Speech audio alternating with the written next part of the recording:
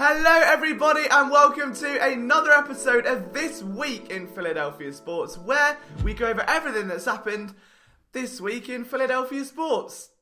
Again, if you're new to this channel and you do enjoy this sort of content, congratulations, because you have been drafted with the 21st overall pick. You're a Philadelphia Eagle, you're our new wide receiver, and we're going to be slinging you as much Eagles content as you can handle all day long. All we need you to do is catch that subscribe touchdown, okay? Don't be Nelson Aguilar. Don't start dropping them. Just catch it, subscribe to the channel, join the team, and let's have some fun. Firstly, just wanted to say hello, I'm back. If you've missed these British tones, I'll be worried because they are very annoying at the best of times. If you haven't, apologies, we're back now. I took a few days off to go and celebrate one of my best friend's birthdays, and I still somehow made a video on the NFL Combine. Minor quibble though.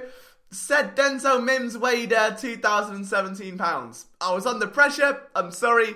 Although he is a bit of a transformer, isn't he? On that note, of course, the NFL Combine took place in Indianapolis this week. And while stocks are rising and dropping at an alarming rate across the NFL draft pool of prospects, don't get me wrong, the Combine is absolutely fantastic for seeing how your premature draft crush is going to pan out, to see just how tall their vertical is, or isn't. And me, myself, having a nice 38-inch vertical, I always pay attention to see just how high I could jump against them in a jumping match, so that's always good. Obviously, you've got every significant member of an NFL team now. GMs and scouts and personnel from across all 32 teams, all at the Combine doing their bit. Which means Howie's going to be sliding into DMs, ringing up phones, and trying to shoot his shot to line up a few dates before the hot boy summer arrives. Now, there were two significant stories that came out of this regarding the Philadelphia Eagles.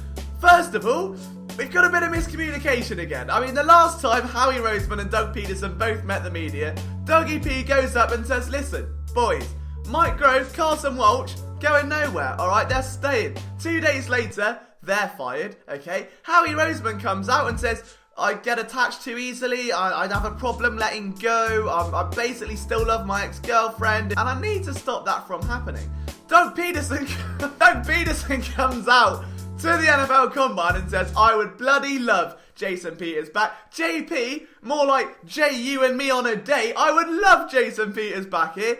And then everyone else is sort of a bit confused. Then, out of nowhere, Jeff McClain just conveniently tweets information that he's known for a while, but has just decided to drop it at this very specific time. Apparently the Eagles aren't as confident in Andre Dillard as they first thought, and my initial response was if you didn't shove him at right tackle for a week, maybe you still would be. That report alone then sparked a whole different conversation, because on the surface, bringing Jason Peters back, I would say a team-friendly deal, but it's Jason Peters. It's not going to be a team-friendly deal. It's going to be great for the development of a second-year left tackle, right? You can see it. You get to work under Jason Peters. You're out of the spotlight. You've got time to develop, and you're still technically kind of very raw. That was the concern coming out of college. But then there's the other side of the coin, which is you traded up from pick 25 to get this guy. You essentially tried to redshirt him for a year, somehow balls that up, and then as opposed to just letting him naturally take on the heir to the throne, you're going to keep Jason Peters back again. But when you go back and watch the film of Andre Dillard, and we're going to have a new film room up this week going over his rookie year, there isn't a lot to dislike. For what he was, which was a rookie starting at left tackle against some very elite competition like Khalil Mack and Anthony Barr, he did a really good job. I mean, and then there was the game against the Seahawks where he literally told reporters, imagine writing with your left hand all your life and then being told to write an essay right-handed. What are you expecting? Alright, he was going to get demolished. And the problem is a lot of those stats where they're like, oh, we allowed this many pressures and this many sacks, came in that first half because it was a shambolic decision.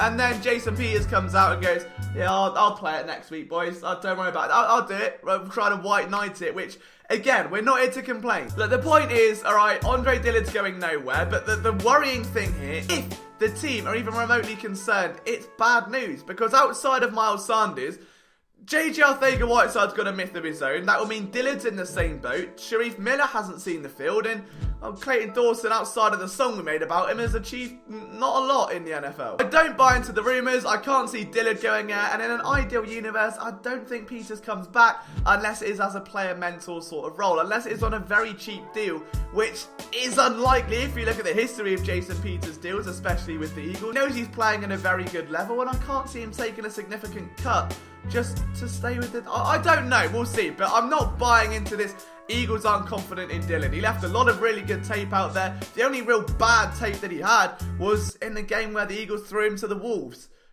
That's on them, really, isn't it? The other big news, though, to come out of Indianapolis was that the Eagles are apparently all in on Byron Jones, which had me feeling a little bit like this. Oh, baby, work it all out, work it all out. You know it tastes so good, tastes so good. You know it tastes so fine, tastes so fine. Come on, shake it up, baby. A big Byron Jones fan. And the one thing that really irks me with this is that all over Twitter, you just see, but you only had 2 interceptions in 4 years. Oh, but he doesn't make ball production. I mean,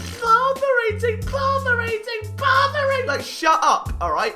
Watch the damn film. If you want to talk a player, watch the film. If you want to talk a player, watch the film. If you want to talk a player and you don't want to be slayed, if you want to talk a player, watch the film. On that note, we're going to have an Eagles film room drop later this week comparing Byron Jones, Darius Slay, and which one is the best fit for the Eagles and why. So if you want to see that, guys, let's say we'll drop it if this video is 350 likes. Alright, if we do that, so 350 likes on this video, we'll drop it. So leave a like, support the boys, and jobs are good. The truth is, forget interceptions, alright? Byron Jones played in a very similar defense to the Philadelphia Eagles. Their cornerbacks aren't responsible for trying to be lethal around the catch point. What they're there to do is take away wide receiver threats, funnel them inside towards the safeties, and allow that pass rush to feast for an extra 2 seconds. If you take away a QB's primary read and he has to stand in and move somewhere else, it buys the pass rush time. That is where Byron Jones thrives. That's why he's a fit in this defense, and that's why that if you are one of those interception people, you're looking at, well, why is his production so poor but his value so high? That's the T. It's spilling everywhere. Here it is, alright? I'm lucky there's nothing in there because my MacBook is right there. On to the Philadelphia Flyers and the hottest team in Philadelphia right now. I don't know what has gone on. They're on a 8-2 run right now. 3 points off of the Washington Capitals at the top of the Metro Division. It is absolutely unbelievable. And conveniently enough, they play each other on Wednesday. It is going to be one hell of a showdown. I cannot wait to watch it. I'm genuinely really excited. The Flyers team are making a hell of a lot of noise right now. I mean, if you just look at Carter Hart's stats in this very beautiful graphic made by some British gentleman that is, you know, just intelligent, handsome, funny, yeah? If you don't know what I'm talking about, neither do I. Made him up. It was made by yours truly. Genuinely, he has been lights out. You've had Travis Konechny, who has already surpassed a career high in both assists and points. Nick Abe Cabell had a point in every game last week. Like, the amount of offensive firepower this Flyers team has right now is unparalleled. It's shocking. I'm so excited to see hockey being fun again in Philadelphia. Hopefully, the Wells Fargo Center starts selling out a little bit more, the attention builds up, and playoff hockey may finally return. Meanwhile, we have a new hive. We know we've got the Mike Scott hive, but we're starting the Metro Station, and for those of you that don't know what that is or why it exists, it's the official Shake Milton fan club. Why does he need one? Well, he poured in 39 points against the Clippers. Now, they lost the game, but beggars can't be choosers, and every cloud has a silver lining. Shake Milton, that is you. Now, why is this Shake Milton hive Metro Station? Shake, shake, shake, shake, shake it. Shake, shake, shake, shake, shake it. Shake, shake, shake, shake, shake it. Shake, shake, shake, shake. You get the point. So basically, whenever Shake Milton scores, you sing Shake It by Metro Station. It's all you need. It's all you need. But the Sixers are in a bit of a rough spot outside of that. Josh Richardson has a concussion. Simmons is out indefinitely. Injuries are just tearing through this team right now. I don't think anyone's happy that a guy like Shake Milton was buried behind Burke and Neto, and it just doesn't make sense. But it's nice to see him thriving, and the Sixers are going to need all of their bench players, all of their starters to rally on, because they've got a tough sled of games. It starts with the Lakers on Tuesday night, and they don't have the star power they usually do. It's going to take guys like Tobias Harris to really step up and put the team on their shoulders and say, hey, do you know what? I am worthy of that big time deal. As for the Phillies, well, we don't know, because NBC Sports Philadelphia aren't broadcasting many games this year, so that's good. That's why Philly Sports Network is better, alright? 1-0 to us. See you later. Red Army! Alec Baum has been doing good, and he's currently batting a .538, which is mental, isn't it? I mean, it's a bit mad. 5-3, that's nuts. So he's having one hell of a spring training. Andrew McCutcheon won't be ready for the start of the regular season, which is great. But Bryce Harper has officially been a Philadelphia Philly for 1 year, so yeah, yay. Hopefully that's better than the first. What? And the Philadelphia Union lost their first game of the season. If you're in our watch along, you'll know they lost 2-0 to FC Dallas, sorry. An annoying game. The Union just couldn't finish their chances. Dallas weren't much better. They had a freak first goal. The second one just came in the result of a counter. There are things to build on. I think Aronson looked absolutely brilliant for the Union. They're going to need a little bit more from the team though as time goes on. Now, hopefully they can rebound quickly. The schedule doesn't get much easier, but if you want to watch the next Union game, you can do it with us right here on our YouTube channel. This is it though, guys, from myself, Liam Jenkins, and all of us. There's no one else here right now, but all of us here at Philly Sports Network. If you want to subscribe to the channel, that would be amazing. If you want to follow us on Twitter at Liam Jenkins PSN, I'll see you soon.